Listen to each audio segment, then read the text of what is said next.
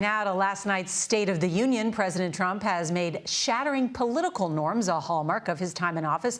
But in the aftermath of the speech, people are still talking about what they heard and saw in the president's address.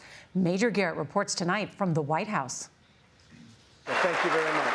Fallout from the president's address reverberated across the country. The State of the Union last night, I thought, was a great State of the Union. On News Talk 820 AM in Dallas, conservative host Rick Roberts heard from listeners lauding President Trump. God bless Donald Trump. President Trump hit it out of the park. And knocking House Speaker Nancy Pelosi, who shredded her copy of the speech.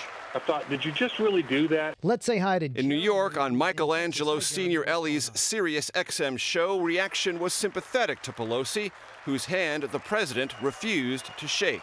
I think Nancy Pelosi, in the words of our kids here in Baltimore, is the bomb. The president's speech was as much a celebration of him as it was a rejection of the previous administration. Before I took office, health insurance premiums had more than doubled in just 5 years. The president made this promise. We will always protect patients with pre-existing conditions. Yet the Trump administration is pursuing a lawsuit that would end Obamacare and dismantle that protection. Since my election, we have created 7 million new jobs. That's true, although job growth has remained mostly steady since 2010. And this one. And I was pleased to announce last year that for the first time in 51 years, the cost of prescription drugs actually went down. That's false. Drug prices actually rose. At times, one half of the House chamber echoed like a campaign rally, while the other half seethed.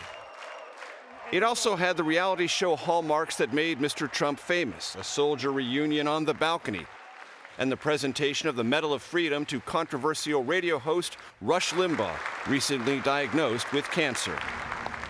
That recognition of Limbaugh incensed Democrats who've long accused him of being racially offensive, hostile to feminism, and mocking of climate change, among other things.